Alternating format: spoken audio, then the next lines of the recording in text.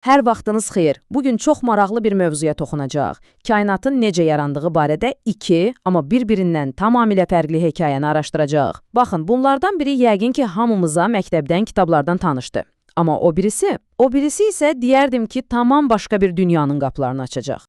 Bəli, o əbədi sual. Hər şey necə başladı? Yəqin ki, bu insanlıq tarixinin ən fundamental sualıdır.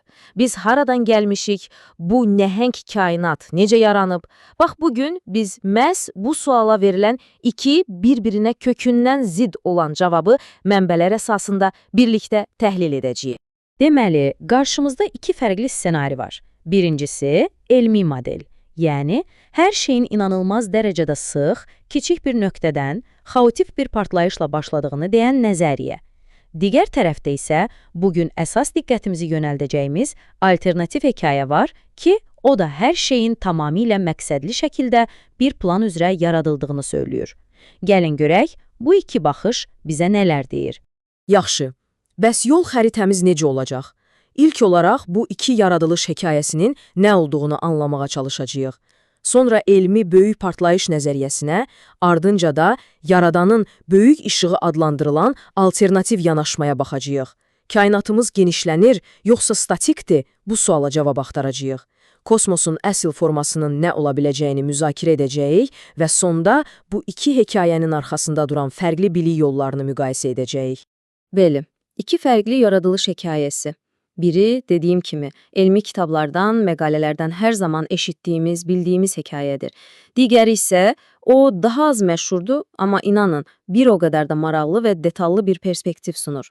Gəlin, işə hamımızın bildiyi yerdən başlayaq. Elmi, böyük partlayış nəzəriyyəsi. Nə deyir bu nəzəriyyə? Deyir ki, təxminən 13,8 milyard il əvvəl bütün kainat, yəni gördüyümüz, görmədiyimiz hər şey kiçik tək bir nöqtəyə sıxışmışdı və oradan da formalaşmağa başladı. Və o başlanğıc standart nəzəriyyəyə görə sözün əsl mənasında ağlasılmaz dərəcədə isti idi. Söhbət 10^32 Kelvindən gedir. Yəni, bu rəqəmi bir anlıq təsəvvür etməyə çalışaq. Bizim Günəşin mərkəzi cəmi 15 milyon Kelvindir. Bu rəqəm isə ondan trilyonlarla, bəlkə də daha çox dəfə böyüdür. Yəni, bu, təsəvvürümüzün belə çata bilməyəcəyi bir istilikdir və böyük partlayış nəzəriyyəsinin, deyərdim ki, əsas sütunlarından biridir. Yəni, bu model bizə deyir ki, kainatımız bir növ partlayışla yoxluqdan peyda oldu və o gündən bugünə dayanmadan genişlənir. Baxın, burada vacib bir məqam var. Galaktikalar sadəcə boşluqda üzmür. Fəzanın, məkanın özü genişlənir. Eyni ilə bir şarı üfürdükcə üzərindəki nöqtələrin bir-birindən uzaqlaşması kimi. Yaxşı, bura qədər elmi modeldən danışdıq. İndi isə gəlin medalın o bir üzünə baxaq. Elmi modelə alternativ olan tamamilə fərqli bir yaradılış hekayəsinə. Bu hekayə başlanğıcı bir partlayış kimi yox, daha fərqli, daha məqsədli bir hadisə kimi təqdim edir.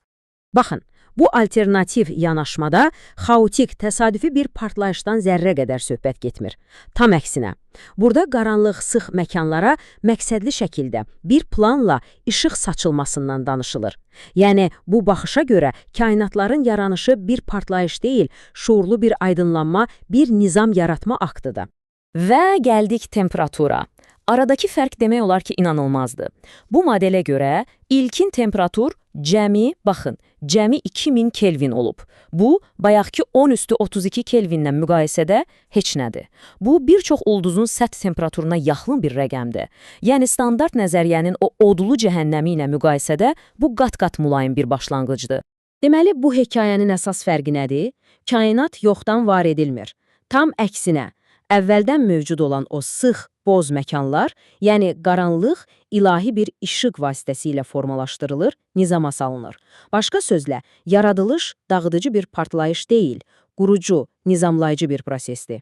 Və bu iki hekayə arasında bəlkə də ən böyük toqquşma nöqtələrindən biri məhz budur. Kainatımız dayanmadan böyüyür, genişlənir, yoxsa onun sərhədləri əvvəldən bəri sabitdir və dəyişməzdir. Bilirsiniz, elm dünyası Hubble qanununa əsaslanaraq deyir ki, bəli, kainat genişlənir. Çünki müşahidələr göstərir ki, uzaq galaktikalar bizdən sürətlə uzaqlaşır. Məntiqlidir.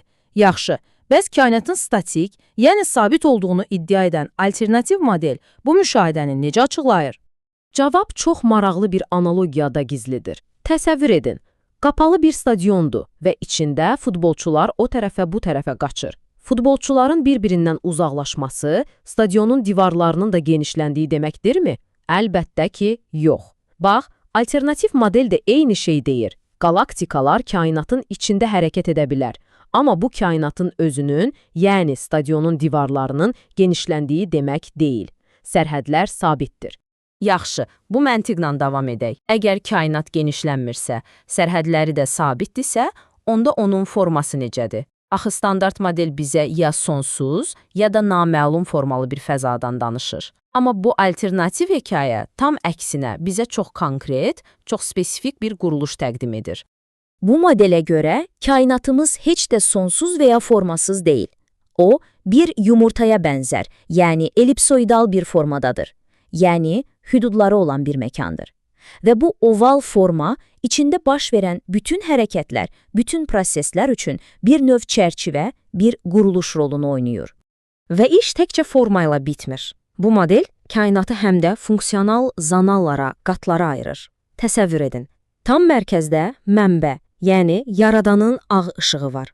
Onu bir növ sükunət zonası olan mavi qat əhatə edir. Sonra yaradıcılığın baş verdiyi yaşıl zona gəlir və daha sonra bütün proseslərin yaddaşının saxlandığı qırmızı zona. Bütün bu qatlar isə kainatın son hüdudu o sabit ellipsoid sərhədi ilə tamamlanır.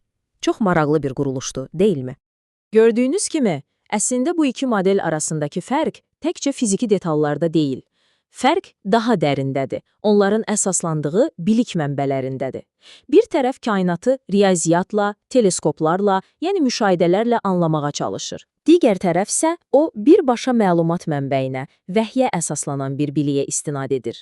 Və bu sitat məncə alternativ modelin bütün fəlsəfəsini bir cümlədə cəmləyir. Ən fundamental sual ortaya çıxır. Materiya özü-özünü yarada bilərmi? Bu baxışa görə cavab qətidir. Xeyr. Materiyanın var olması üçün ona varlıq statusunu verən bir mənbə, bir yaradan olmalıdır. Başqa cür mümkün deyil. Gəlin, yekun olaraq bu iki modeli bir də yan-yana qoyaq. Sol tərəfdə nə görürük? Yoxluqdan partlayan, ağlasılmaz dərəcədə isti, sonsuz genişlənən və konkret forması olmayan bir kainat, elmi model. Sağ tərəfdə isə qaranlığın işıqla nizama salındığı, başlanğıcda olduqca sərin, sabit sərhədli və ellipsoid formalı bir kainat var. Alternativ model. Fərqlər həqiqətən də kəskindir. Və beləliklə gəlib çıxırıq əsas suala. Kainat riyaziyyatın və fizikanın bizə rəqəmlərlə, formullarla danışdığı bir hekayədir, yoxsa yaradanı tərəfindən birbaşa açıqlanan bir həqiqətdir? Bəlkə də cavab bu ikisinin arasında bir yerdədir. Bu, hər birimizin üzərində dərindən düşünməsi lazım olan bir sualdır. Cavab isə bəlkə də hər kəsin öz içindədir.